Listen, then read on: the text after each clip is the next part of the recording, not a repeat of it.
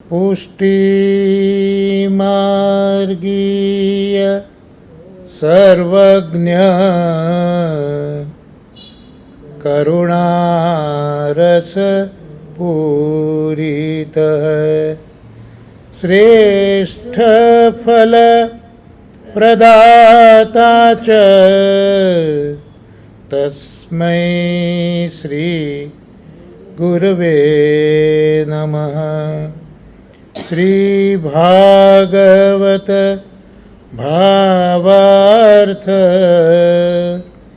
विभावार्थ अवतारित स्वामी संतोष हेतु श्रीवल्लभ शरणं मम।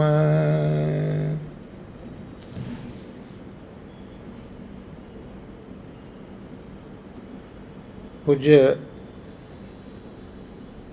શ્રી તિલક બાવા શ્રી કુંજેશ બાવા અને શ્રી ગોપેશ બાવા આપણા સત્સંગના ક્રમમાં આ ત્રણ બાળકોના દર્શન આપણે થયા છે, એટલે સ્મરણ કરીએ છીએ આપણે કે એમના આશીર્વાદથી આપણે ધીરે ધીરે આગળ વધી રહ્યા છે. તો વલ્ભાખ્યાન પ્રથમ એમાં ગયા સત્સંગમાં 8મી તુક આપણે જોઈ હતી. જ્યાં વૃંદાવન આદિય ચલ શશી શરદ રેણુ બહુવેશ વનદેવી પદ કુમ કુમ મુખ સુખ વપરસે રંગ વિશેષ વંદુ શ્રી વિઠ્ઠલ વર. એમાં જે પ્રથમ પંક્તિ છે તે આપણે જોઈ હતી કે જ્યાં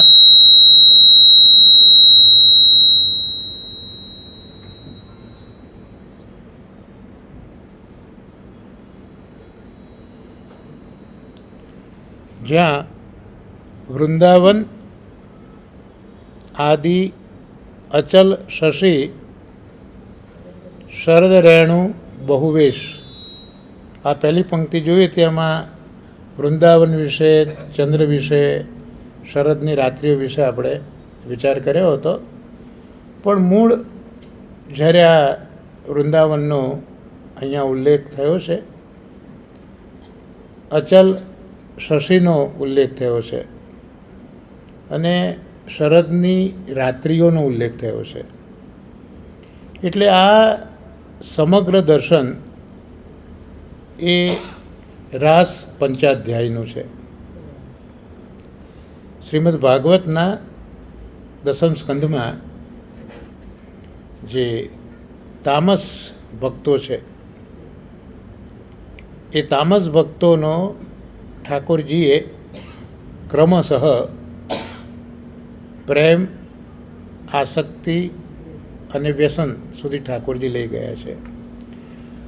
પ્રભુ જ્યારે પ્રગટ બિરાજે અને પ્રભુ જ્યારે પ્રગટ ન બિરાજતા હોય, એમાં આ એક મોટું તારતમ્ય છે, મોટો ભેદ છે કે પ્રભુ જ્યારે બિરાજતા હોય ત્યારે ભક્તોના ઉદ્ધાર માટે પ્રયત્ન ઠાકોરજી કરતા હોય અને જે વખતે અપ્રગટ અવસ્થા હોય એ વખતે પ્રયત્ન જીવે કરવો પડે. અને ઠાકોરજીએ અહીંયા પોતાના ભક્તોના સ્વભાવનું પરિવર્તન નથી કર્યું, પણ એ ભક્તો જે પ્રકારના છે એ પ્રકારની લીલાઓ પ્રભુએ કરી છે.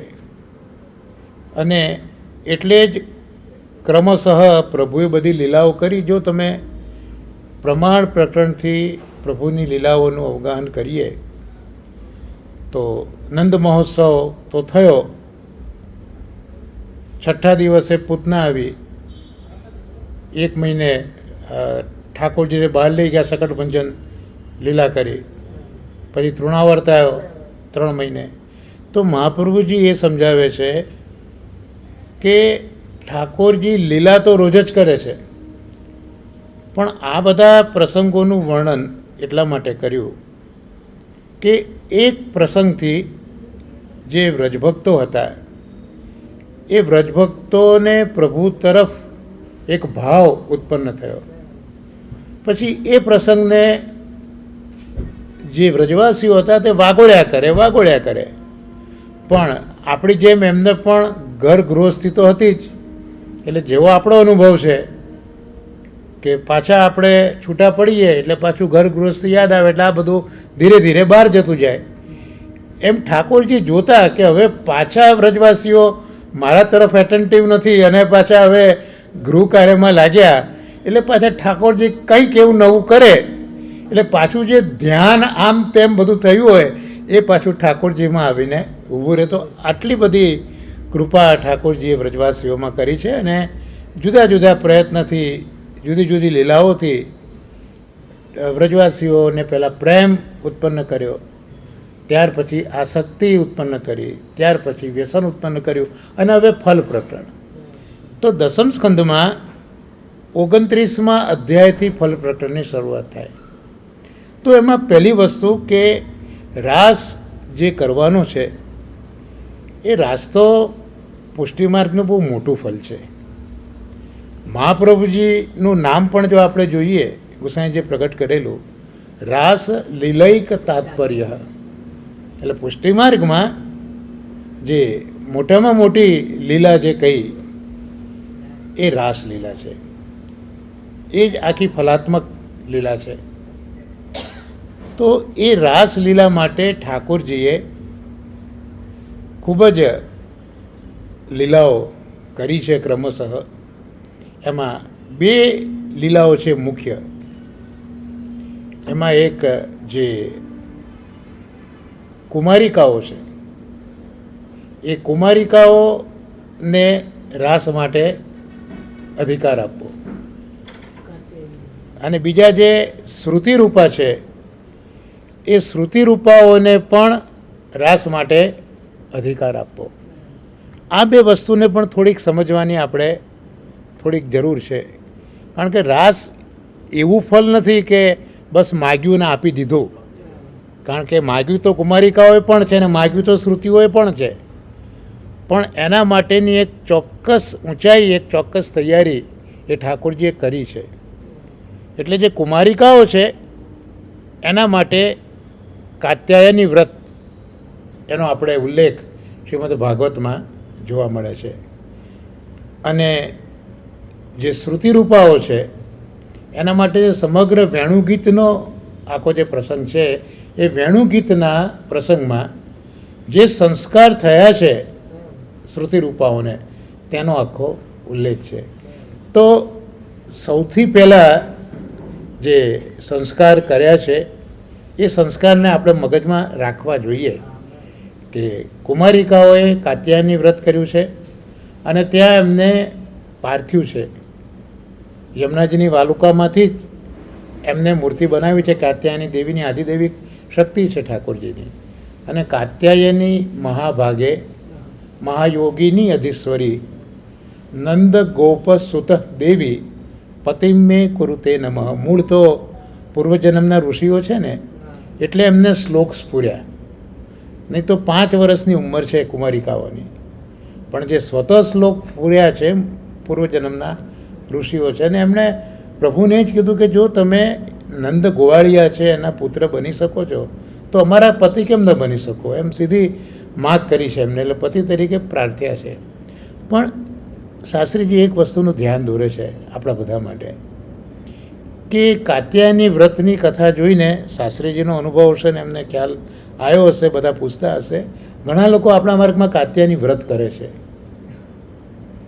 આવું શાસ્ત્રીજી કહેતા હતા, મને તો ખ્યાલ નથી, પણ એમને એવી માહિતી મળી હશે. એટલે શાસ્ત્રીજીનું કહેવું એવું છે કે કાત્યાયની વ્રત જે ગોપીજનોએ કર્યું એ પ્રભુને પતિ તરીકે પ્રાર્થ્યા માટે કાત્યાની વ્રત કર્યું. પછી શાસ્ત્રીજી સાચોરીને પૂછે છે, પણ એ વ્રત કર્યા પછી ઠાકોરજી એમને પતિ તરીકે મળ્યા ખરા? જે વિચારવાનું છે તે આ છે. કાત્યાની વ્રત કરીને રાસનો અધિકાર આપી દીધો, પણ કુમારિકાએ તો એમને પતિ તરીકે પ્રાર્થ્યા હતા. તો એ પતિ તરીકે પ્રભુ એમને મળ્યા નથી. એટલે કાત્યાની વ્રતના અંગે આ શાસ્ત્રીજી આવો ઉલ્લેખ કર્યો હતો. એટલે મને લાગ્યું કે અહીંયા આપને આગળ હું એ રજૂ કરું. એટલે કાત્યાની વ્રતમાં ઠાકોરજીએ કુમારિકાઓના સંસ્કાર કર્યા અને એ કુમારિકાઓને એ વખતે જે આ શરદ રેણુ, અહીંયા રેણુ શબ્દ છે પણ મૂળ રેન છે. રેન એટલે રાત્રિ, એનું અભ્રંશ થઈને રેણુ થયું. બાકી રેણુ એટલે તો જે રજ છે એને આપણે રેણુ કહીએ, પણ અહીંયા મૂળ શબ્દ છે શરદ રેન. રેન એટલે રાત્રિ. તો શરદની રાત્રિઓ ખૂબ શોભી. એટલે કુમારિકાઓને ઠાકોરજીએ એ જ વખતે આવનારા રાસના પ્રસંગની 6 મહિનાની રાત્રિઓના દર્શન કરાયા છે. મહાપ્રભુજી આજ્ઞા કરે છે કે ઠાકોરજીએ આ રાત્રિઓ પહેલેથી સિદ્ધ કરીને જ રાખી છે અને આ 6 મહિનાની રાત્રિઓ સતત 6 મહિના સુધી ચાલી છે. એવું નથી કે રાત્રિ પછી દિવસ આવ્યો અને દિવસ પછી રાત્રિ આવી, એવું નથી. ભગવાન પિતા રાત્રિ ત્યાં બહુવચન છે. એટલે એ રાત્રિઓના દર્શન એ વખતે કરાયા છે. એટલે પ્રભુએ આ રાત્રિઓ ખાસ રાસ માટે જે વખતે આ બધું સર્જન કર્યું તે વખતે બનાવી રાખી છે અને એ રાત્રિઓ હવે આ રાસના પ્રસંગમાં આવી છે. એટલે ત્યાં શરૂઆત જે જોઈએ તો ભગવાન પિતા રાત્રિ શરદો ફુલ્લ મલ્લિકા વિક્ષરંતુમ મનશ્ચક્રે યોગમાયામુપાશ્રિતા. આ 29મા અધ્યાયની પહેલી પંક્તિ, પહેલો શ્લોક આવો છે કે ભગવાને હવે જોઈ લીધું કે શ્રુતિરૂપા અને કુમારિકાઓ જે છે એમનો અધિકાર સિદ્ધ થઈ ગયો છે, વ્યસન દશા સુધી પહોંચી ગયા છે. અને મહાપ્રભુજી એ પણ આજ્ઞા કરે છે કે હંમેશા પ્રેમ આસક્તિ વ્યસન ક્રમશઃ જ આવ્યા. મહાપ્રભુજીની બહુ સ્પષ્ટ આજ્ઞા છે. એમ નહીં માનું કે એકદમ આસક્તિ આવી ગઈને એકદમ વ્યસન થઈ ગયું. It is not like that. આ મહાપ્રભુજીની આજ્ઞા છે કે હંમેશા ક્રમશઃ જ પ્રેમ આસક્તિ અને વ્યસન આવે અને પછી ફલ સુધી આપણે પહોંચાય. તો એ હવે સમય આવી ગયો તો ઠાકોરજીએ જોયું, જોઈએ રાત્રિઓ, શરદની રાત્રિઓ હતી, મલ્લિકાના પુષ્પો ખીલ્યા હતા અને એ વખતે ચંદ્રનો ઉદય થયો હતો. બહુ સરસ વર્ણન સુખદેવજીએ કર્યું છે કે લાંબા સમય સુધી પતિ બહાર રહ્યો હોય અને એની પત્ની વિયોગમાં હોય અને પતિ આવે તો જે વિયોગવાળી પત્ની છે એના મુખ ઉપર પોતાનો હાથનો સ્પર્શ કરી અને એને ચેતનવંતી બનાવી દે. એવી જ રીતે આ શરદની રાત્રિઓમાં ચંદ્રનો ઉદય થયો એટલે જે પૂર્વ દિશા હતી એ પણ એકદમ લાલાશ પડતી થઈ ગઈ અને મલ્લિકા ઇત્યાદિ પુષ્પો તો ખુલ્યા હતા અને ભગવાને હવે રાસ માટેનો વિચાર કરીને વેણુનાદ કર્યો. અને વેણુનાદ વિશે આપણે ગયા સત્સંગમાં જોયું હતું. વેણુનો વિચાર કર્યો હતો, મુરલીનો વિચાર કર્યો હતો અને બંસી અને વાંસળીનો પણ વિચાર કર્યો હતો. પણ અહીંયા જે વેણુનાદ છે એ વખતે મેં કહ્યું હતું કે વેણુ જે છે એ જેના ઉપર અનુગ્રહ કરવો છે એના માટે પ્રભુ વેણુનાદ કરે છે. અને વેણુનાદમાં પણ જે 7 છિદ્રો છે ત્યાં ઉલ્લેખ કર્યો છે ભગવદીય પ્રવીણભાઈ પટેલે કે પહેલું છિદ્ર છે એ સ્વામિનીજીના માટે છે, પછીનું છિદ્ર બીજું ચંદ્રાવલીજી માટે છે, પછીનું જે છિદ્ર છે એ લલિતાજી માટે છે, ચોથું જે છિદ્ર છે ગાયો માટે છે, પાંચમું ગિરિરાજજી માટે છે, છઠ્ઠું છે વૃક્ષ લતા પતા માટે છે અને સાતમું દેવતાઓ માટે છે. તો પ્રભુ જે વેણુનાદમાં સુધા વગેરે પૂરે છે તો આ જુદા જુદા જે છિદ્રો છે એમાં થઈને જે સુધા પહોંચે છે. તો આ 7 છિદ્રોનો ભાવ પણ મહાનુભાવ અહીંયા બતાવે છે. પણ એક વસ્તુ નિશ્ચિત છે કે જેના ઉપર અનુગ્રહ કરવો છે એના માટે પ્રભુ વેણુનાદ કરતા હોય છે. એટલે ઘણા મહાનુભાવોએ પાસેથી સાંભળ્યું છે મોટાઓ પાસેથી કે જે ભગવદીઓ હોય ને એમનો જ્યારે અંતિમ સમય ચાલતો હોય ત્યારે એમને પ્રભુનો વેણુનાદ સંભળાય છે. આવું ઘણા મહાનુભાવોએ મને કહ્યું છે કે જ્યારે એમના અંતિમ દિવસ હોય એમાં જ્યારે કે આજે મને પ્રભુનો વેણુનાદ સંભળાય છે, ઇટ મીન્સ કે પ્રભુ એના ઉપર કૃપા કરી રહ્યા છે. તો આ વેણુ અને વેણુનાદની થોડીક સમજ અહીંયા આપણે જોઈ લીધી. અને આ શરદની રાત્રિઓ હવે બહુવેશ એટલે ખૂબ જ સુંદર લાગી. આપણે શરદ પૂર્ણિમાના 2 મહિનામાં ઉગતો ચંદ્ર અને એની રાત્રિઓ કરતાં પણ આ રાત્રિઓ ખૂબ સુંદર હતી. તો અહીંયા આ વૃંદાવન અચલ સસ્યે બધું જોયું અને આપણે આ રાસની પણ વાત કરી. પણ હવે વાત કરી વનદેવી પદ કુમકુમ મુખ સુખ પરસે રંગ વિશેષ. તો હવે આ જે ઉલ્લેખ છે, કારણ કે આપણે ત્યાં તો જે કંઈ બધું મોટાઓએ ગાયું છે એનો સીધો સંબંધ ભાગવતજી સાથે છે. એટલે હવે વનદેવી કુમકુમ આ બધો ઉલ્લેખ ક્યાં મળે? તો એના માટે આપણે જવું જોઈએ વેણુગીતમાં. 21મો અધ્યાય વેણુગીતનો છે, જે પ્રમેય પ્રકરણનો છેલ્લો. એટલે મહાપ્રભુજી તો કહે છે કે આ 21મો અધ્યાય એ સમગ્ર વેણુગીત છે. ગોપીજનોએ ગાયું એટલું જ વેણુગીત નથી, પણ સમગ્ર જે 20 લોકો જે છે એ સમગ્ર અધ્યાય જ વેણુગીતનો છે. અને એ પ્રસંગ પણ બહુ અદ્ભુત હતો કે ઠાકોરજી પોતે વૃંદાવનમાં પ્રવેશ કરે છે, સાથે ગોવાળિયાઓ છે, બળદેવજી છે, ગાયો છે. અને વૃંદાવનમાં પ્રવેશ કર્યા પછી ઠાકોરજી વેણુનાદ કરે છે. હવે એ જે વેણુનાદ કર્યો એ ગોપીજનોએ વ્રજમાં સાંભળ્યો. વેણુનાદ થયો વ્રજમાં. એટલે સુરદાસજી એક પદમાં ખૂબ સુંદર કહ્યું છે કે વનમાં પણ શ્યામ અને ઘરમાં પણ શ્યામ. જ્યાં જુઓ ત્યાં શ્યામ જ છે.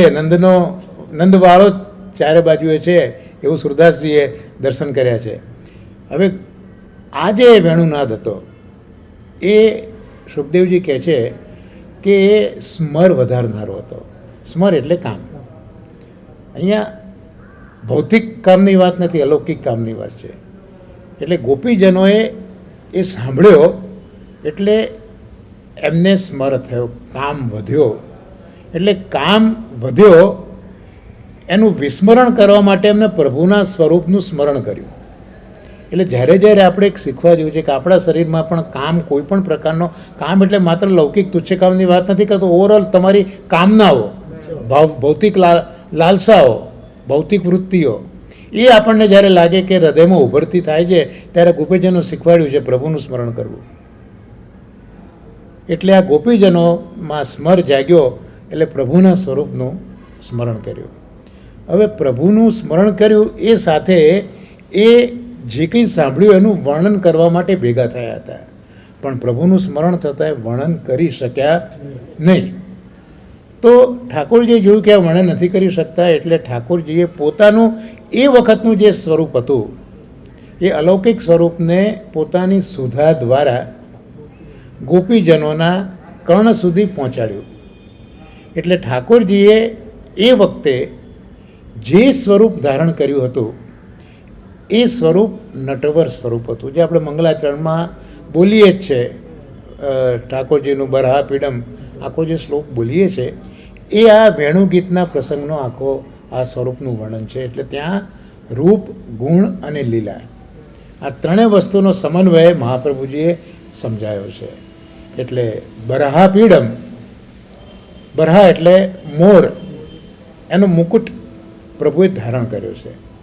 એ મહાપ્રભુજી સમજાવે છે કે મોર છે એ મોર પોતાના પીછા આમ તો પાછળ છે, મોરના પીછા તો પાછળ છે, પણ મોર પોતાના માથા ઉપર એ ક્યારે પીછા લાવે તો જ્યારે ઢેલને જુએ ક્યાં એનામાં રસાવેશ થાય ત્યારે એ રસાવેશની અભિવ્યક્તિ એ પોતે પાછળ જે પીછા હતા એને પોતાના મસ્તક ઉપર લાવીને પોતાના રસની અભિવ્યક્તિ મોર કરતો. જેમ ઠાકોરજીએ પણ અત્યારે રસનું દાન કરવું છે. એટલે આ મોરનો પીછ એમને ધારણ કર્યો છે. અને બીજું જે મહાપ્રભુજી સમજાવે છે કે મોર એ નિષ્કામ છે. આપણે ત્યાં એ રીતની એક મિથ છે કે મોરની અંદર જ્યારે ઢેલને જુએ અને રસાવેશ થાય અને નૃત્ય કરતાં કરતાં એને ખૂબ જ થાક લાગે, ખૂબ પીડા થાય, ત્યારે એના નેત્રમાંથી અશ્રુઓ સરે અને ઢેલ એ અશ્રુઓને પોતાની ચાંચમાં ઝીલી લે. અને આ રીતે એમનું સંવનન એ એક મિથ આપણા સંપ્રદાયમાં કે આ સમાજમાં જોવા આવી મળે છે. એટલે મોર છે એ મોર એ નિષ્કામતાનું પ્રતીક છે. એટલે ઠાકોરજીને મોર ખૂબ પ્રિય છે. અને મોર જેમ રસાવેશમાં આવીને પોતાના પીછાને મસ્તકે ધારણ કરે છે, એમ ઠાકોરજીએ પણ આજે રસનું દાન કરવું છે એટલે બરહા પીડમ આ મયુરપીછ ધારણ કર્યો છે. શાસ્ત્રીજીએ લખ્યું છે રસાસ્વાદમાં, આ પીડમ શિરોભૂષણમ, એટલે આ જે મુકુટ છે એ પ્રભુના મસ્તકનું ભૂષણ બની ગયું છે. બરહા પીડમ નટવર વપુહુ. હવે ઠાકોરજીએ અત્યારના નટવત અને વરવત આવું સ્વરૂપ ધારણ કર્યું છે. બહુ વર્ષો પહેલાં વૈકુંઠભાઈની કહાનીથી સુરત પૂજ્યપાદ ગોસ્વામી વ્રજરત્નલાલજી મહારાજશ્રીની સન્મુખમાં થવાની મને એક મળ્યો હતો, પ્રસંગ મળ્યો હતો. અને દાદાજી આ વરવત અને નટવત એ બે શબ્દો મને એ વખતે દાદાજીએ સમજાયા હતા, પણ બધું મગજમાં બહુ એ વખતે રહે નહીં. પણ એ મને દાદાજીનું સ્મરણ થઈ ગયું. એ આપશ્રે મને આ નટવર સ્વરૂપને નટવત અને વરવત કહીને સમજાવ્યું હતું. એટલે ઠાકોરજીએ અહીંયા સંયોગ અને વિપ્રયોગ બંને સ્વરૂપો ધારણ કર્યા છે. નટ એ વિપ્રયોગનું સ્વરૂપ છે અને વર એ સંયોગનું સ્વરૂપ છે. એટલે જે ગોવાળિયાઓ સાથે છે, બ્રજમાં જે જીવો છે, એના માટે પ્રભુ વરવત સંયોગાત્મક સ્વરૂપે બિરાજી રહ્યા છે. અને જે ગોકુલમાં જે વ્રજની સ્ત્રીઓ છે, સુરદાસે કહ્યું કે ધન્ય ધન્ય ગોકુલ કી ગોપીન ગરહી મેં બનકીનો. ધન્ય ધન્ય સુરદાસે કહ્યું છે ધન્ય ધન્ય ગોકુલ કી ગોપીન ગરહી મેં બનકીનો. તો આ ઘરમાં રહીને આ ગોપીજનોએ ઠાકોરજીનો વૃંદાવનમાં વિહાર જોયો. એટલે એ જે સ્વરૂપ છે એ નટવત છે, એટલે વિરહાત્મક સ્વરૂપ છે. અને પુષ્ટિમાર્ગમાં હંમેશા વિરહ એ જ બહુ મોટું ફલ છે. એટલે સંયોગ અને વિપ્રયોગ બંને સ્વરૂપ બતાવ્યા છે. અને મહાપ્રભુજીએ સુબોધિનીજીમાં સંયોગ કરતાં કઈ રીતે વિપ્રયોગ મોટો છે આ જ વેણુ ગીતના પ્રસંગમાં ખૂબ સુંદર બતાવ્યું છે કે સંયોગમાં તમારે ઉપસ્થિતિ કોકની જોઈએ અને એ એક જગ્યાએ તમે એને માપી શકો, એનું પરિમાણ તમે જોઈ શકો અને બહુ તો એક લીલાનું દર્શન તમે કરો. જ્યારે વિયોગ જે છે એ વિયોગમાં કોઈ વસ્તુની ત્યાં જરૂર હોતી નથી અને એક કાલા વચ્ચે અનેક લીલાઓ અનેક સ્વરૂપથી તમને ત્યાં જોવા માટે મળતી હોય છે. તો સંયોગ એક સાધન છે અને વિયોગ એ ફલ છે. આ બધું મહાપ્રભુજીએ વેણુગીતમાં સુબોધિનીજીમાં સમજાયું છે. તો અહીંયા ગોપીજનોને અત્યારના વિયોગનો અનુભવ થઈ રહ્યો છે. પણ હવે મહાપ્રભુજી આગળ એ પણ સમજાયું કે જ્ઞાનીઓ હોય એ જ્ઞાનીઓના હૃદયમાં પણ પ્રભુ તો બિરાજતા જ હોય છે સ્વરૂપે, પણ ગોપીજનોને એવા સ્વરૂપથી સંતોષ નથી. ગોપીઓને તો સ્વરૂપના દર્શન કરવા છે. જે પેલો હૃદયમાં બિરાજો છે અંતર્યામી, એની સાથે ગોપીજનોને કંઈ કન્સર્ન નથી, એમને તો સ્વરૂપના દર્શન કરવા છે. તો હવે આ જે નટવત વરવત સ્વરૂપ છે એ ઠાકોરજીએ પોતાના અધરમાં જે સુધા રહી છે એ સુધામાં આ સ્વરૂપને પધરાવીને વેણુનાદ દ્વારા એ સુધાને વેણુના છિદ્રોમાં પધરાવી. ત્યાં બી મહાપ્રભુજી બહુ સ્પેસિફિક કહે છે કે આ સુધાને વેણુનો સ્પર્શ નથી, નહીં તો એ ભોગ્ય થઈ ગઈ સુધા. એટલે આ સુધાને પૂરી છે, પૂરિયન ગોપવૃંદે પૂરિયન, છિદ્રોમાં પૂરી છે, એનો સ્પર્શ વેણુને નથી, નહીં તો એનો એ સુધાનો ભોગ થઈ ગયો કહેવાય. એટલે ત્યાં મહાપ્રભુજી બહુ સ્પેસિફિક કહે છે કે આ સુધાનું પૂરણ કર્યું છે ને એ સુધા નાદ બ્રહ્મ દ્વારા. અને આ સુધા એવી છે મહાપ્રભુજી કહે છે કે જે માત્ર કર્ણ દ્વારા જ પી શકાય. આ સુધા કર્ણ દ્વારા જ પી શકાય. એટલે ગોપીજનોના કર્ણમાં એ સુધાએ પ્રવેશ કર્યો અને એ સુધા કર્ણ દ્વારા હૃદયની અંદર પ્રવેશી અને સાથે જ ભગવાનનું જે નટવર સ્વરૂપ હતું તે ત્યાં પ્રગટ થઈ ગયો. તો એ નટવર સ્વરૂપમાં આગળ કહ્યું કે નટવર વપુ કર્ણયોહો કર્ણિકારમ, એટલે પ્રભુએ કર્ણિકારના પુષ્પ ધારણ કરેલા છે. હવે કર્ણિકાર માટે બી જ્યારે શાસ્ત્રીજીની કથા એક વખત અમદાવાદ હતી ને હું ગયો તો આપણે સામાન્ય રીતે ઉલ્લેખો મળે છે કે કર્ણિકાર એટલે જે કરેણ જે આપણે કહીએ, પીળી કરેણ, એને આપણે કર્ણિકાર તરીકે ઓળખીએ છીએ ને એવું વિવેચન આપણે સાંભળતા બી હોઈએ છીએ. પણ શાસ્ત્રીજી વખતે મને એક નવી વાત કહી હતી કે કમળ હોય, એક મોટું કમળ હોય, એનો જે મધ્યનો ભાગ હોય ને, એટલે કમળ જ્યારે સુકાઈ જાય ને મધ્યનો ભાગ રહે ને, ધેટ ઇઝ કર્ણિકાર. શાસ્ત્રીજી મને આવું સમજાયેલું હતું.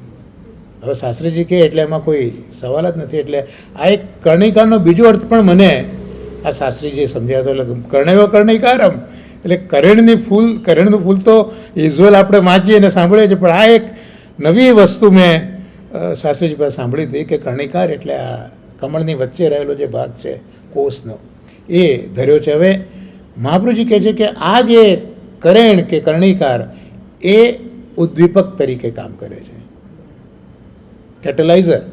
આ વિજ્ઞાન આપણે સાયન્સ ભણ્યા છે તો રિએક્શનમાં આપણે જલ્દીથી થાય એટલે કેટેલાઇઝરનો ઉપયોગ આપણે કરતા. તો કર્ણિકાર છે એ ઉદ્દીપક તરીકે કામ કરે. એટલે પ્રભુએ જે વેણુનાદ કર્યો અને જે રસ થયો એ રસનું ઉદ્દીપન થયું.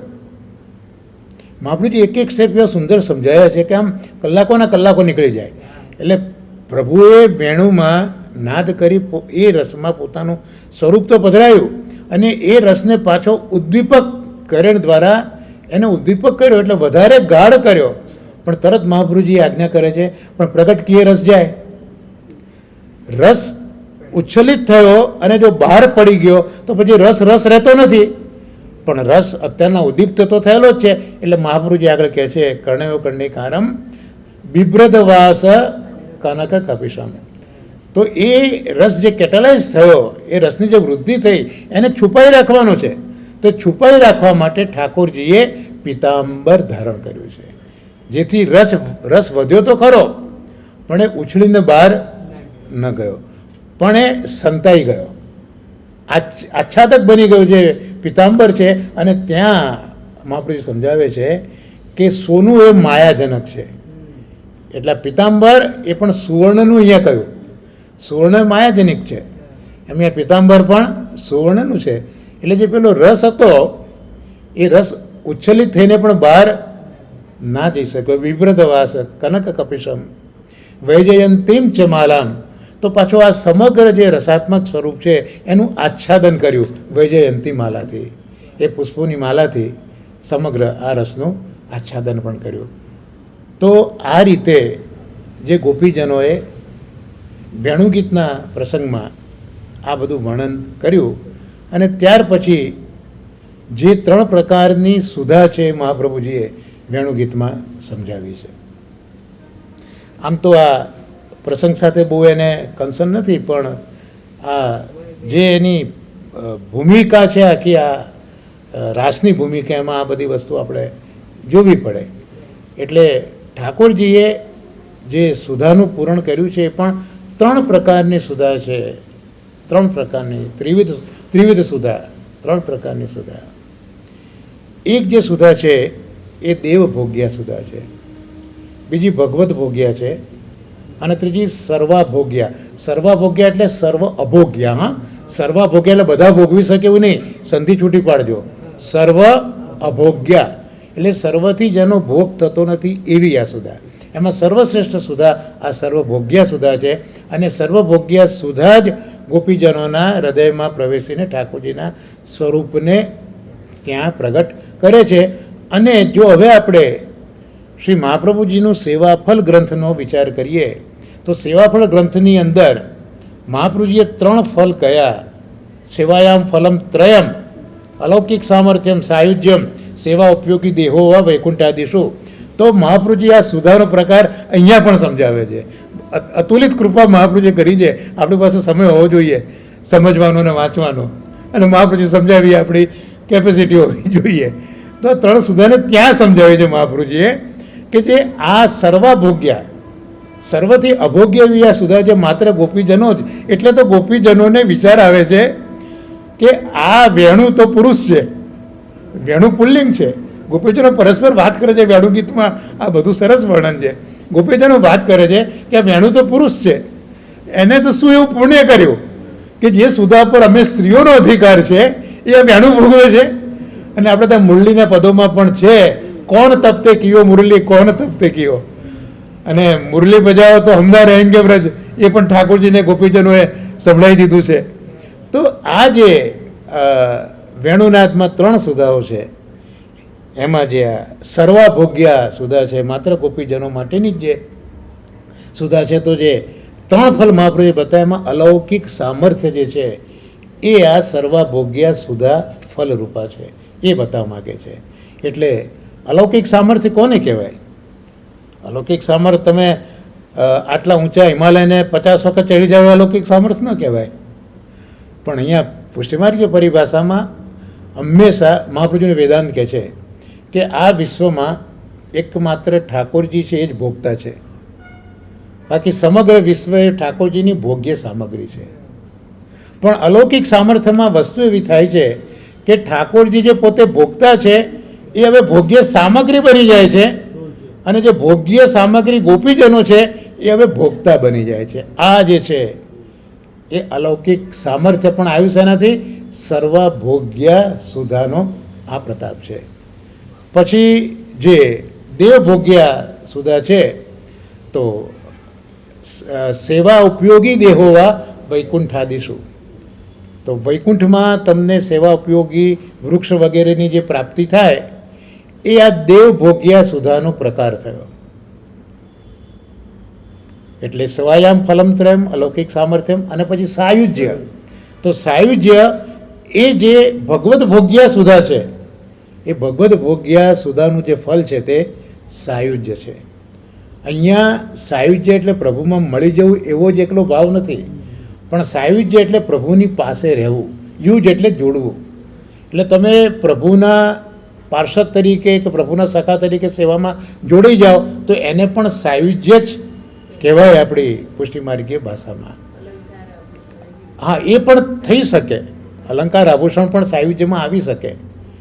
તો આ રીતે જે આ 3 પ્રકારની સુધા છે, એટલે જે દેવભોગ્યા સુધા છે, ત્યાર પછી ભગવદ ભોગ્યા સુધા છે, અને સર્વભોગ્યા સુધા છે. તો આ 3 પ્રકારની સુધા પણ આપણે આ રીતે અહીંયા થોડો વિચાર આપણે કરી લીધો. તો આ જે વેણુનાથ પછી જે સંસ્કાર થયા છે એ સંસ્કારના લીધે હવે આ જ્યારે શરદની રાત્રિ આવી છે અને ઠાકોરજીએ વેણુનાદ કર્યો છે. વેણુનાદ કર્યો છે એ સાથે 10 પ્રકારના ભક્તો પોતાના 10 પ્રકારના કામ છોડીને ઠાકોરજીની સન્મુખ ભાગ્યા છે. એટલે ત્યાં 10 પ્રકારના ગોપીજનો પણ સુખદેવજીએ કહ્યું છે કે એક ગોપીજન છે એ ગાયને દોતા હતા, બીજા એક ગોપીજન હતા તે દૂધ ઉકાળતા હતા, ત્રીજા ગોપીજન હતા એ ખીર છે એ ખીરની તૈયારી કરીને દૂધ ઉકાળતા હતા, ચોથા ગોપીજન છે એ પોતાના પતિની સેવા કરતા હતા, એક ગોપીજન પોતાના પુત્રને ધવરાવતા હતા, એક ગોપીજન પોતાના પતિની સેવા કરતા હતા, એક ગોપીજન છે એ પોતે સ્નાન કરતા હતા, આંખમાં અંજન કરતા હતા, લીંપણ કરતા હતા, શૃંગાર કરતા હતા. તો આમ 10 વિવિધ પ્રકારની જે ક્રીડાઓ છે આ ગોપીજનો કરતા હતા, અને જેવો વેણુનાથ સાંભળ્યો એવા એ પ્રભુની પાસે દોડ્યા છે. અને એ વખતે એમને આભૂષણો પણ વ્યવસ્થિત પહેર્યા નથી. અહીંયા પણ એક ગૌર કરવા જેવો મુદ્દો મહાપ્રભુજી બતાવ્યો છે અને શાસ્ત્રીજીએ કહ્યું છે કે જ્યારે ભગવદ્ ગુણાનુવાદ કરવા બેઠા વેણુગીતમાં, ત્યારે ગોપીજનો સાથે બેસીને એ બધું વર્ણન કરી રહ્યા છે, પણ વેણુનાદ થયો ત્યારે કોઈ ગોપીજન કોઈને કહેવા રહ્યું નથી. આ આપણે શીખવા જેવું છે. એ પ્રાય આપણે શીખ્યા નથી, પણ આ શીખવા જેવું છે. ઠાકોરજીએ વેણુમાં દરેકના નામથી બોલાયા છે.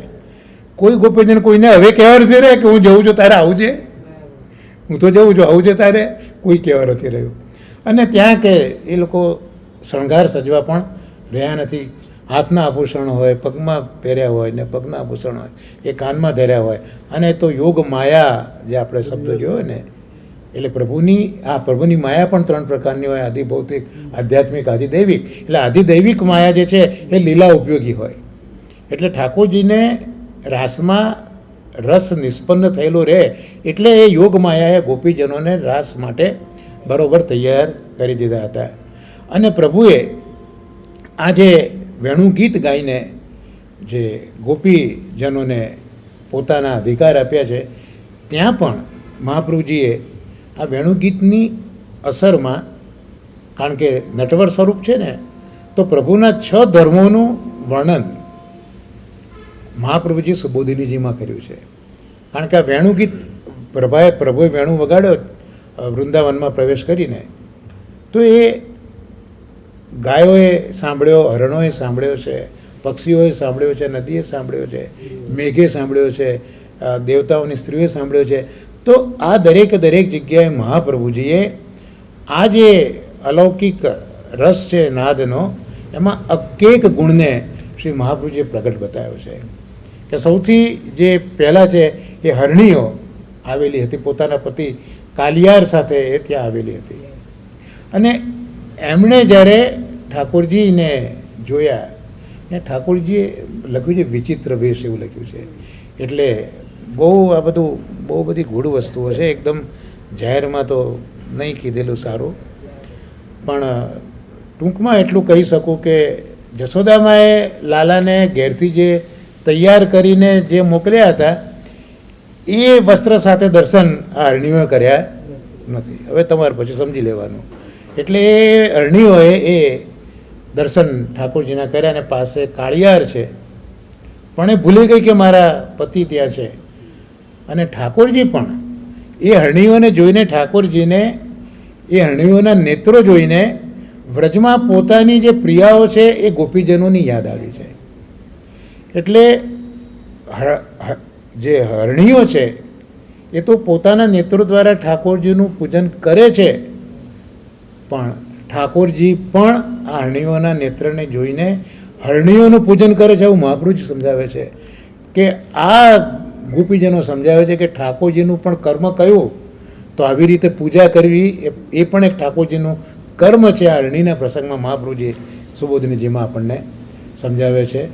તો અહીંયા મૂળ હરણીઓ, આપણે બધા સમજુ માણસો તો કંઈક લેવું હોય એટલે મોટા માણસોને પૂજીએ, પણ હરણી જેવા પશુઓને તો શું લેવાનું હોય, છતાં પણ એ ઠાકોરજીને પૂજે છે. તો મહાપ્રભુજી કહે છે કે આ ઐશ્વર્ય ધર્મ છે. મૂળ લોકો બી, જે મૂળ નથી એ તો પૂજે, એમાં કંઈ નવાઈ નથી, પણ મૂળ જીવ પણ જ્યારે ઠાકોરજીને પૂજે છે ત્યારે એ પ્રભુનો ઐશ્વર્ય ધર્મ છે. વેણુનાથ પેલી આને પણ સાંભળ્યો, આકાશમાં વિહરતી દેવ સ્ત્રીઓએ, કારણ કે આપણે જોયું ને કે 7 રંધ્રો છે, એમાંથી એક રંધ્ર જે છે, 7મું રંધ્ર, એમાંથી જે આ આકાશમાં વિહરતા દેવ સ્ત્રીઓ છે એના માટેનો આ નાદ છે. એમણે આ સાંભળ્યું, એ સાથે જ એ પોતે મૂર્છિત થઈ ગયા છે. તો દેવ સ્ત્રીઓ હોવા છતાં, પોતાના પતિ છે હોવા છતાં, પ્રભુના આ નાદને સાંભળીને મૂર્છિત થયા. મહાપ્રભુજી કહે છે કે આ મારા કૃષ્ણનો વીર્ય ધર્મ છે. પછી યશ ધર્મ આવ્યો, તો પેલી ગાયો હતી, એ ગાયો ઊભી રહીને ઘાસ ખાતી હતી, ઘાસ ખાવાનો પ્રયત્ન કરતી હતી, અને એના વાછરડા હતા એને ધાવતા હતા. જ્યાં ને વેણુનાથ સંભળાયો ગાયોના, એટલે ગાયો, મહાપ્રભુજી કહે છે કે ગાયોએ પોતાના કર્ણ પડિયાને જેમ ઊંચા કરી દીધા છે. બહુ સરસ શબ્દોનો ત્યાં પ્રયોગ કર્યો છે કે ગાયોએ પોતાના કર્ણોને પડિયાને જેમ ઊંચા કરી દીધા છે, ને એ દ્વારા આ નાદને ગ્રહણ કર્યો છે. જ્યાં આપણે જોયું ને 6 રંધ્રમાંથી એક રંધ્ર છે ગાયોના શ્રવણ માટે ત્યાં છે. એટલે એ ગાયોએ જેવું સાંભળ્યું ત્યાંને ત્યાં સ્થિર થઈ ગઈ, ઘાસ ખાવાનું ભૂલી ગઈ, અને જે વાછરડા ચાવતા હતા એમના મુખમાં જે દૂધના કોળિયા રહી ગયા. તો મહાપ્રભુજી કહે છે કે જે ભૂખ્યા છે એ પણ ખાવાનું ભૂલી જાય છે. આ ઠાકોરજીનો યશ ધર્મ છે. પેલા પક્ષીઓ બેઠા છે, જે વખતે આ વેણુગીત ગોપીજનો ગાઈ રહ્યા છે એ વખતે ત્યાં યશોદામાં આવ્યા છે. હવે આવી રસની જે વાત છે એ રસની વાત યશોદામાં આગળ કઈ રીતે કરાય, એટલે આખો એમને સબ્જેક્ટ બદલી નાખ્યો. રસની વાતો હતી ત્યાં આખો સબ્જેક્ટ બદલ્યો અને માને કીધું પ્રાય અતંબ વિહગા. અંબ એટલે એ માં, આ વૃક્ષ દેખાય છે, અમે પેલા પક્ષીઓ છે ને એ તે જોયા, એ કદાચ એ છે ને પેલા મુનિઓ છે. પ્રાયો પતાંગ વિહગ, આ વિહગ પક્ષીઓ છે પેલા મુનિઓ છે. એ મુનિઓ અહીંયા આ વૃક્ષ છે, વેદરૂપી વૃક્ષ છે, એની શાખા ઉપર આ મુનિઓ ઋષિઓ આવીને શાખા ઉપર બિરાજ્યા છે અને આંખો મીચી દીધી છે. સામે જ ખાવાલાયક પુષ્પ અને ફળ છે, પણ આંખો મીચીને ઠાકોરજીનો વેણુનાદ સાંભળી રહ્યા છે. હવે મહાપ્રભુજીએ કીધું, આજ્ઞા કરી છે સુબોધીજીનામાં કે શ્રીયા ઠાકોરજીનો જે શ્રી ધર્મ બતાવ્યો છે, શ્રીયા હિ પરમાકાષ્ઠા સેવકા તાદૃશા યદી, અહીંયા શ્રી ધર્મ પ્રગટ કર્યો છે. એટલે જેમ ઠાકોરજી પણ રાજભોગના સમયે વાજિંત્રોનું બધું આપણે ત્યાં વાગતું હોય, એમ અહીંયા આ પક્ષીઓ બેઠા છે. તો ઠાકોરજીનો વેણુનાદ છે ને એ જ પેલો ભોગ કરવા બેઠા હોય ને, જેમ ઠાકોરજીના વખતે વેણુનાદ થાય, વાજિંત્રો વાગે, એમ ઠાકોરજી પણ અત્યારના આ રીતનો વેણુનાદ જે કરી રહ્યા છે, એ વાજિંત્ર વાગી રહ્યા છે, એ પક્ષીઓ ભોગ કરે માટે વાગી રહ્યા છે, એવો અહીંયા સમજાવવાનો પ્રયત્ન કર્યો છે. તો જે ઠાકોરજી જેટલા પ્રભાવવાળા છે, જેટલી શોભા છે, એવી જ રીતે અહીંયા આ જે વૃક્ષ ઉપર પક્ષીઓ છે, જે આંખો મીચીને આ ઠાકોરજીનો નાદ સાંભળી રહ્યા છે. અને મહાપ્રભુજી સમજાવે છે કે ખરેખર તો ગુરુ ઉપર હોય અને સેવક નીચે હોય, સ્વામી ઉપર હોય, સેવક નીચે હોય. અહીંયા ઠાકોરજી એ ભૂમિ ઉપર છે અને જે ભક્ત છે, શિષ્ય છે, એ વૃક્ષ ઉપર છે. એટલો આ જે ભગવાનનું જે શ્રીપણું, શોભાપણું, અદ્ભુતપણું એ અહીંયા પક્ષીઓમાં બતાવે છે ગોપીજનો પેલી માને. તો આ ઠાકોરજીનો શ્રી ધર્મ છે. નદીઓએ સાંભળ્યું ઠાકોરજીએ જે વેણુનાદ કર્યો છે ને, એમાં જે દેવભોગ્યા સુધાની મેં વાત કરી ને, એ દેવભોગ્યા સુધા વૃંદાવનની અંદર રહેલા વૃક્ષો, પક્ષીઓ, ગાયો, પર્વતો, નદીઓ, ઝરણાઓ, આ બધામાં જે સુધા ગઈ ને એ બધી દેવભોગ્યા સુધા કહેવાય.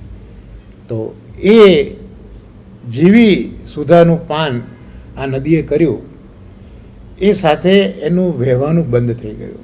પ્રભુમાં એને કામ થયો અને જે કમળ ઉગ્યા હતા એ પોતાના હસ્તમાં લઈને પ્રભુના ચરણોમાં બમણો પડવા માંડ્યા અને એ કમળને પ્રભુના ચરણોમાં ધરી દીધા. તો નદીનો પ્રવાહ વહેવાનો, નદી શબ્દ જે છે, ન દિયતે ઇતિ નદ્ય, જે રસ્તો ન આપે એનું નામ નદી. તો નદી પણ સ્થિર થઈ ગઈ, એટલે પોતાનો જે ધર્મ છે વહેવાનો એ પણ નદી ભૂલી ગઈ. અને આવું ક્યારે થાય? જ્યારે ભગવાનનો જ્ઞાન ધર્મ પ્રબળ થાય ત્યારે. એટલે યમનાષ્ટકમાં પણ સ્વભાવ વિજયો ભવેત વદતિ વલ્લભ શ્રી હરે. તો સ્વભાવ વિજય છે, ત્યાં જ્ઞાન ધર્મ બતાવ્યો છે. એટલે જ્ઞાનનો સ્વભાવ એ સ્વભાવ વિજય કરવાનો છે. એટલે નદીનો જે વહેવાનો જે એક સ્વભાવ છે તે પણ આ વેણુનાદ સાંભળીને આજે વિસ્મૃત થઈ ગયો છે. તો મહાપ્રભુજી અહીંયા જ્ઞાન ધર્મ બતાવે છે. આકાશમાં મેઘ હતા, એમને જોયું કરે જેવા અમે શ્યામ છીએ એવો અમારો આ કૃષ્ણ પણ શ્યામ છે. અને આ ગાયો ચરાવે છે, આટલો બધો ઘામ છે, હા, કૃષ્ણને શ્રમ બહુ થયો છે. તો પછી આપણે એનો શ્રમ નિવારણ કરવું જોઈએ. એટલે એને જે મેઘે જે બધું સંચિત કરેલું હતું જલ, એ જલમુંચ સંચિત કરેલું હતું, પણ એને જલને છોડી દીધું અને જેમ પુષ્પની વર્ષા કરતો હોય એમ મેઘમાંથી ધીરે ધીરે ધીરે ધીરે ધીરે ફોરાઓ ઠાકોરજી ઉપર આવ્યા અને ઠાકોરજીને જે શ્રમ હતો એ શ્રમનું નિવારણ કર્યું. એટલે પોતાની પાસે જે સંગ્રહિત વસ્તુ હતી એ પ્રભુના સુખ માટે એને વિનિયોગ કરી મહાપ્રભુજી એને વૈરાગ્ય ધર્મ તરીકે સમજાવે છે. તો આ રીતે વેણુ ગીતની અંદર શ્રી મહાપ્રભુજીએ આ 6 ધર્મો બહુ સુંદર રીતે બતાવ્યા છે. તો આ જે શરદ રેણુ ને અચલ શશી એ બધું છે, એના મૂળની અંદર તો આ બધા પ્રસંગો સમાયેલા છે. ને એ જ વેણુ ગીતમાં આપણે આગળ જોતાં જોતાં દર્શન કરે છે કે પેલી જે ભિલ્લ સ્ત્રીઓ છે, જેને અહીંયા કહ્યું વનદેવી, વનદેવી ભિલ્લ સ્ત્રીઓ છે, ભિલ્લડીઓ જેને આપણે કહીએ, એ પણ આવી છે કાષ્ઠને બધું વીણવા માટે, ફળ પુષ્પ બધું વીણવા માટે એ ભિલ્લડીઓ આવી છે. અને એમને પણ ઠાકોરજીને વૃંદાવનમાં વિહરતા જોયા. અને આ તો કામણગારો છે જ, ભીલડીઓ બી શ્યામ, આ બી શ્યામ, એટલે વધારે આકર્ષણ થયું શ્યામને જોઈને. હવે એ ઠાકોરજી માટેનો પ્રેમ તો જાગ્યો, પણ એ ઠાકોરજી પ્રાપ્ત કઈ રીતે થાય, એ જે તાપ થયો એ તાપનું નિવારણ કઈ રીતે કરવું? તો ઠાકોરજીએ વૃંદાવનમાં જે વિહાર કર્યો હશે, અને વૃંદા એ તો ભૂમિ છે, પ્રભુના ચરણનો સ્પર્શ થતાં એ દ્રવીભૂત થઈ ગઈ છે. એટલે એ જમીન એકદમ વિનાશવાળી થઈ ગયેલી, અને ઠાકોરજીના ચરણની છાપ એ વૃંદાવનની જે દ્રવીભૂત થયેલી ભૂમિ છે એના પર છાપ પડી છે. એટલે ઠાકોરજીના ચરણારવિંદની છાપ ત્યાં અંકિત થયેલી છે. અને ઠાકોરજીએ એ પોતાના ચરણ એ લક્ષ્મીજીને ક્યાં પોતાના વ્રજભક્તોના હૃદયના તાપને સમન કરવા કોઈક વખત પધરાયા હોય, અને એ વખતે એ વ્રજભક્તોના વક્ષસ્થળ ઉપર જે ચંદન અને કુમકુમ વગેરે લાગ્યું હોય એ આ ઠાકોરજીના ચરણ ઉપર લાગ્યું છે. અને ઠાકોરજીઓ જ્યારે વૃંદાવનમાં વિહાર કરે છે ત્યારે એ કુમકુમ અને એ ચંદન એ આ વૃંદાવનની ભૂમિ ઉપર પણ પગની છાપ અંકિત થઈ તેમાં લાગી ગયું હતું. અને આ વનદેવીએ આ જોયું, અને જોઈને એ લીધું, અને પોતાના વક્ષસ્થળ ઉપર અને પોતાના મુખ ઉપર લગાવ્યું.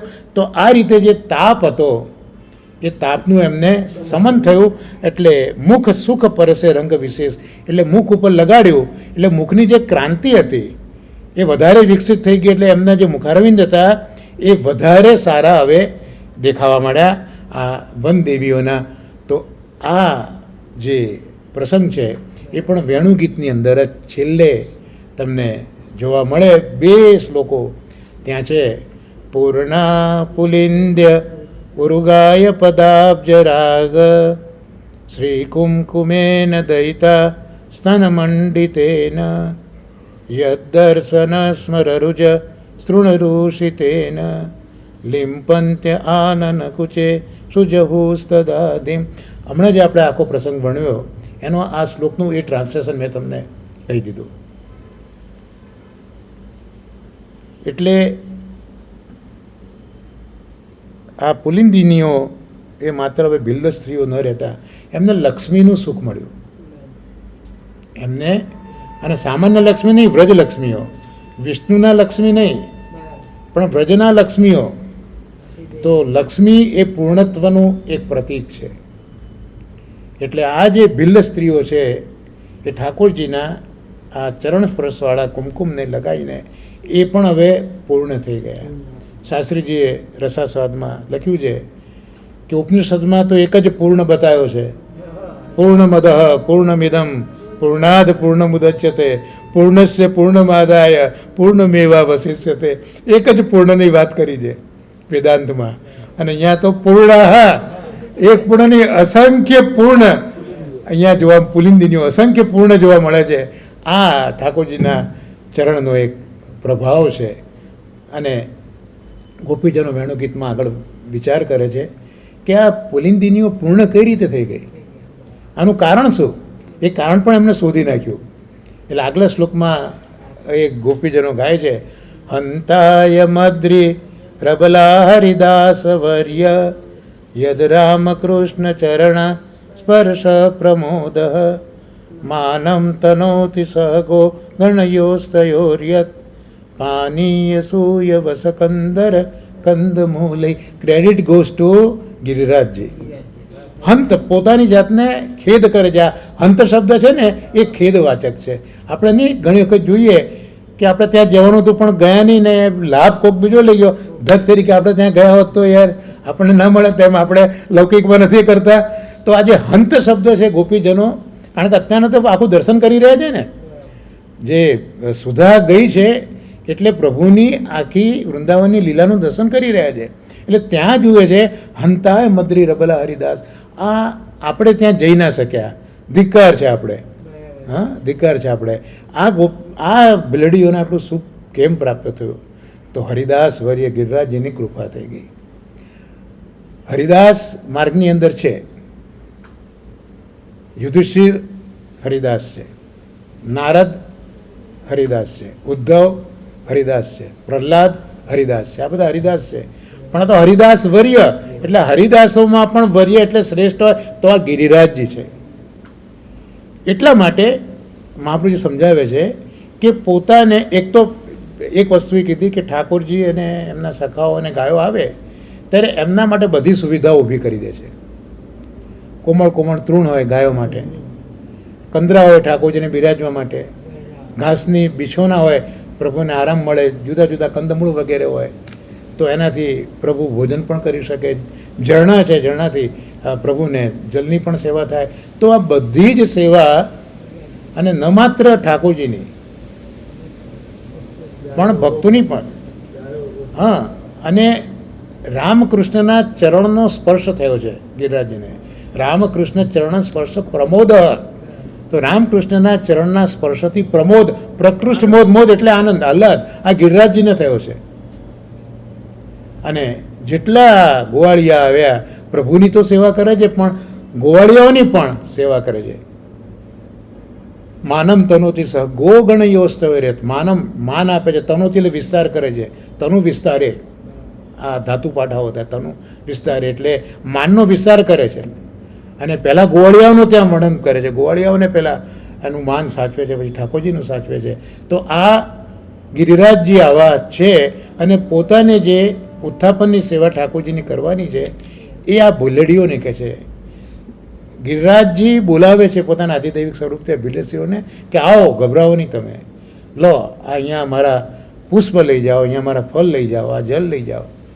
ઠાકોરજી હમણાં જ ઉત્થાપનમાં જાગ્યા છે, જરા બી ગભરાતા નહીં, આ સેવા તમે કરો. એટલે પોતાને જે સેવા કરવાની હતી એ સેવા ગિરિરાજજીએ આ ભિલ્લ સ્ત્રીઓને આપીને એમનો મનોરથ પૂરો કર્યો. માટે હરિદાસ વર્યે. આપણે નાની જ વાત કરીએ, બેઠક કરવા માટે નીકળ્યા છે, મહાપ્રભુજી બિરાજે છે, વૈષ્ણવોનું યુથ છે, હું જારીજી ભરું, હું જારીજી ભરું, હું જારીજી ભરું. આ તો મને જ જે થાય જે કહું છું, તમને કોઈને થતું નથી, આ તો મને જે થાય એની વાત કરું છું. પણ આ પ્રસંગ આવું મને શીખવે છે કે હરિદાસ વર્ય તો તમારી સેવા તમે બીજાને આપો અને આથી તમે આનંદ લો. ગઈકાલે જ ભાગવતનું અધ્યયન કર્યું, પ્રથમ સ્કંદના 3જા અધ્યાયનું. ત્યાં ઠાકોરજીના 2 સ્વરૂપો બતાવ્યા, એક સ્થૂળ સ્વરૂપ બ્રહ્માંડ અને બીજું સૂક્ષ્મ સ્વરૂપ અંતર્યામી. પણ ત્યાં મહાપ્રભુજી સમજાવે છે કે સ્થૂળ રૂપમાં પણ તમે ભગવત દ્રષ્ટિ રાખો કે ભગવાન જ છે, તમે જગત તરીકે ના જુઓ પણ એ ભગવાન છે. એવી રીતે સૂક્ષ્મમાં પણ તમે ભગવાન જુઓ. એટલે કોકની અંદર જે કોકની અંદર પણ જે જીવ છે એ જીવ ભગવત સ્વરૂપ છે એવા તમે દર્શન કરો. તો આવા દર્શન તમે જ્યારે કરો ત્યારે તમારું બ્રહ્મજ્ઞાન છે એવું કહેવાય, ત્યારે તમારું એ બ્રહ્મજ્ઞાન કહેવાય. એટલે ત્યાં આમને કૃષ્ણશંકર શાસ્ત્રી દાદાજીએ લખ્યું છે, એટલે કોકનું સુખ જોઈને તમે સુખી થાવ, તમે સુખ અનુભવો, આ તમારું બ્રહ્મજ્ઞાન છે. આ જ વસ્તુ બની ને કે કોકને સુખી જોઈને તમે સુખી થાવ. કોકે કહ્યું છે આપણા ગુજરાતીમાં એક સરસ મુક્તક હતું કે દુઃખીના દુઃખની વાતો સુખી ન સમજી શકે, દુઃખીના દુઃખની વાતો સુખી ન સમજી શકે, સુખી જો સમજે પૂરું તો દુઃખ વિશ્વમાં ના ટકે. પણ સવાલ એ છે ને કે સુખીઓ સમજવું જોઈએ ને કે ભાઈ આ દુઃખી છે ને હું સુખી છું. તો અહીંયા ગિરિરાજજી બાબા પોતાની સેવા આપીને જે પુલિંદીઓ છે એમને પણ પૂર્ણ આવી રીતે કરી દે છે. તો આ રીતે આજે 8મી આપણી જે ટૂંક છે એ આજે અહીંયા શ્રી ગુસાઈજીની કૃપાથી આપણે અહીંયા સત્સંગમાં આજે સંપન્ન થઈ. આજે તો મારા બ્રહ્મ સંબંધાતા વૃષભલાલજી મહારાજ શ્રી કાંકરોલી નરેશ આપના પુત્ર વર્તમાન તિલકાયત 3જા ઘરના 108 બ્રહ્મર્ષિ રજેશકુમારજી મહારાજ શ્રી આપ આજના જ દિવસે ગાદી બિરાજ્યા હતા. ગાદી તિલક આજના દિવસે થયું હતું. તો આજનો આ જે સત્સંગ છે એ આપ શ્રીના ચરણ કમલમાં નિવેદિત કરી આજના સત્સંગને અહીંયા આપણે વિરામ આપીએ, સાથે આશ્રયના પદનું ગાન કરીએ. પછી આવતા શુક્રવારે જે મહાપ્રભુજી પ્રેરણા કરશે એ પણ આપણે આગળ જોવાનો વિચાર કરીશું. તો સાથે બોલો દ્રઢ ન ચરણ કેરો.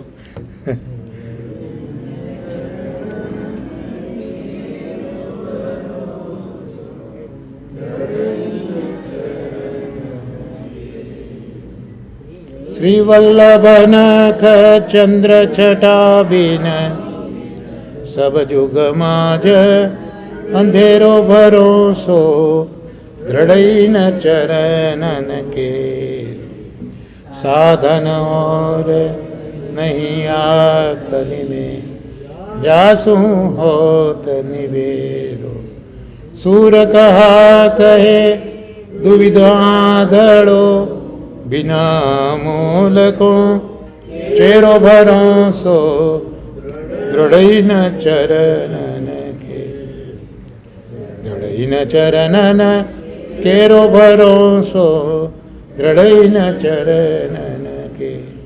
श्री गोवर्धन नाथ की जय, श्याम सुंदर श्री हमने महाराणी की जय, आचार्य जी श्री महाप्रभु जी की जय। सर्वे